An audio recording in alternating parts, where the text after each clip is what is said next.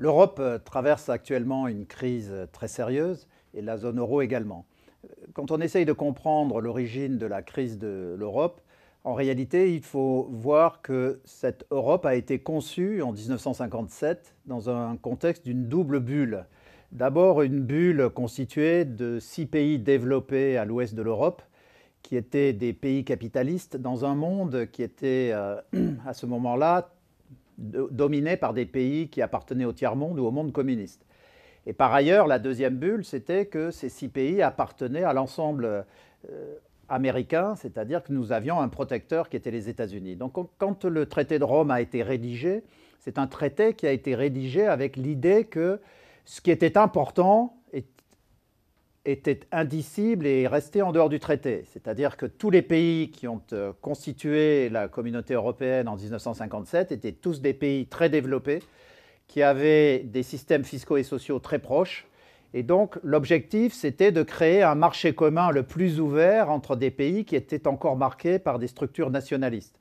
Et tout le traité a été rédigé sur la nécessité de créer un marché ouvert, mais en laissant en dehors tout ce qui est clé, c'est-à-dire tout ce qui concerne la régulation, tout ce qui concerne l'organisation économique et sociale, tout ce qui concerne la fiscalité et le droit social.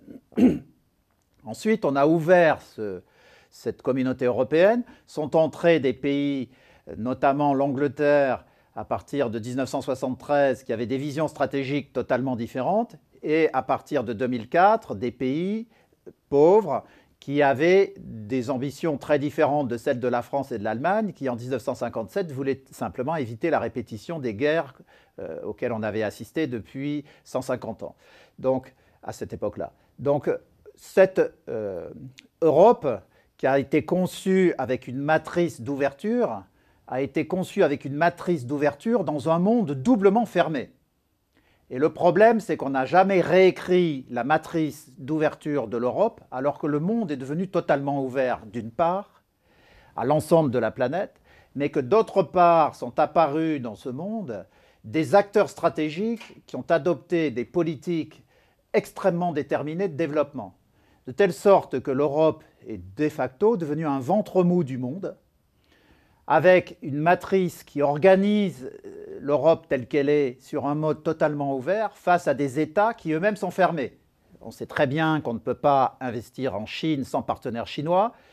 Dans le cadre de la crise de 2007-2008, les Chinois ont réécrit leurs régulations internes. Il y a plus de 40 secteurs en Chine qui sont fermés à la pénétration étrangère.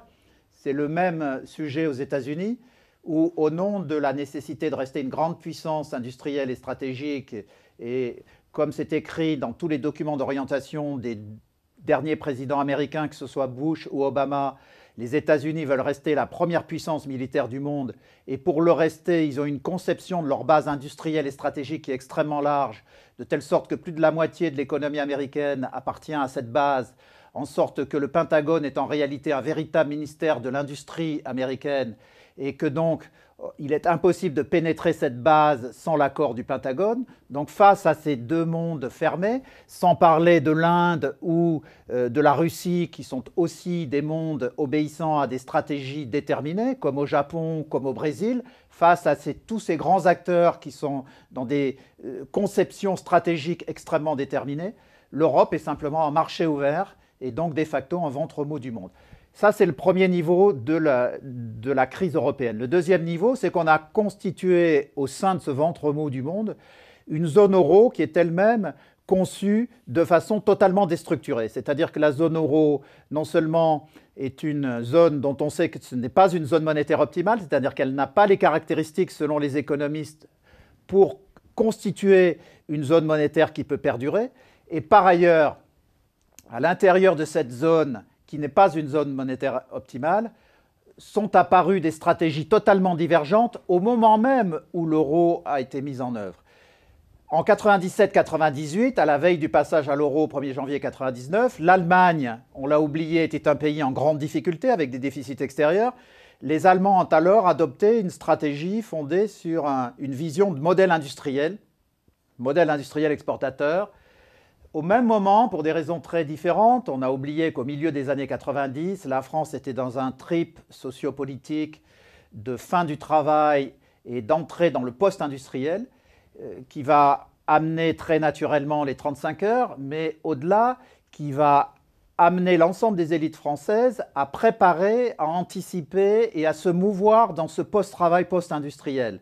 De telle sorte qu'on a vécu toutes les fermetures d'usines comme un drame social, mais jamais comme un drame stratégique.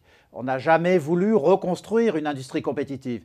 Et de ce point de vue-là, d'ailleurs, la droite, les 10 années de droite qui viennent de se terminer, s'inscrivent totalement dans cette vision mise en œuvre à partir de 1997. Notons d'ailleurs que cette rupture de 1997 vient après une dernière tentative pour reconstruire la compétitivité de l'économie française. On vient de revisiter les décisions qui avaient été prises par Juppé en 1995-1996, notamment l'exercice de TVA sociale de Juppé. On a oublié qu'il avait monté de 2 points la TVA à ce moment-là et qu'il avait utilisé notamment cette hausse de TVA pour réduire les cotisations sociales. Et dans des documents récents d'études, on voit très clairement que la France reprend massivement des parts de marché à ce moment-là. Donc cette tentative a été la dernière de reconstituer une économie compétitive et ça fait 15 ans maintenant que la France est dominée par cette pensée post-industrielle, post-travail. Le président sortant qui vient d'être battu a vraisemblablement compris dans les 18 derniers mois de sa présidence la nature du problème et il a essayé dans les derniers mois de mettre en œuvre les premiers éléments pour contourner cette difficulté.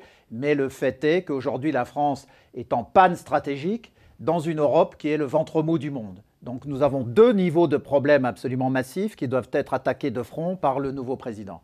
Alors face à cela, que peut-on attendre ? Eh bien, nous avons en réalité déjà 2 zones euro. Il y a une zone euro autour de l'Allemagne avec le Benelux et l'Autriche. Les 5 pays en question ont tous adopté ce modèle industriel exportateur et ont tous d'énormes excédents extérieurs.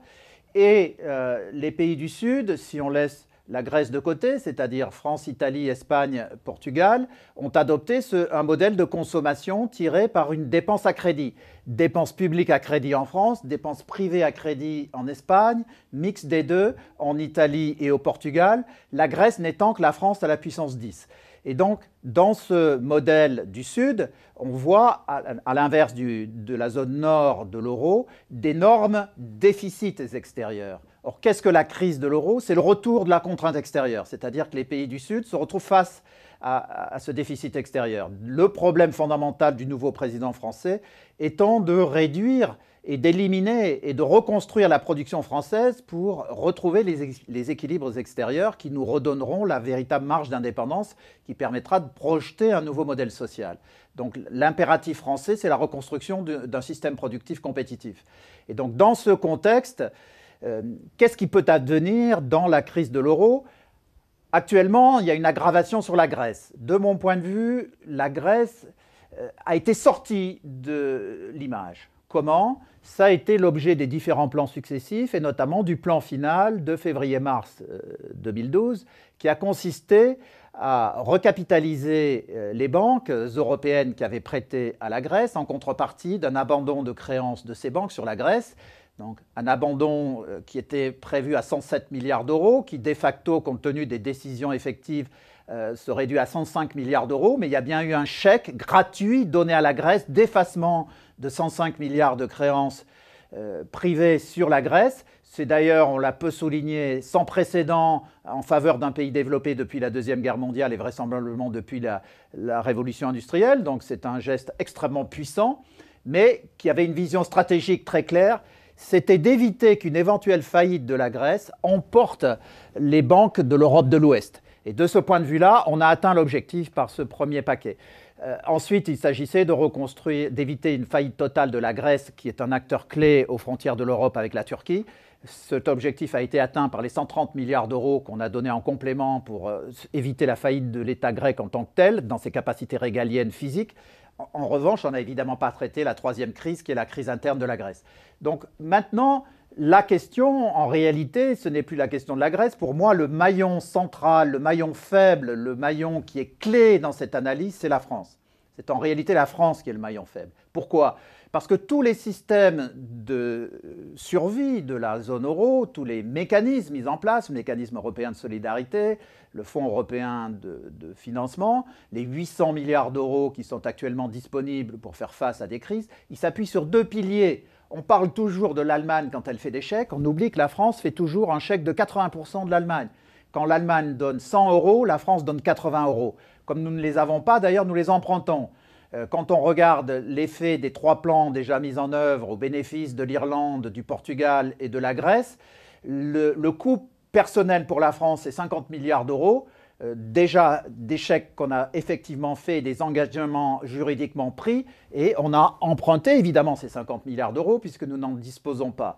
Donc le vrai maillon faible, c'est nous. L'Europe de la zone euro est assise sur 2 piliers, un pilier puissant assis sur ce modèle industriel exportateur qu'est l'Allemagne, un pilier extrêmement fragilisé dont les bases sont mouvantes et dont le pilier lui-même se fracture, qui est nous-mêmes, la France.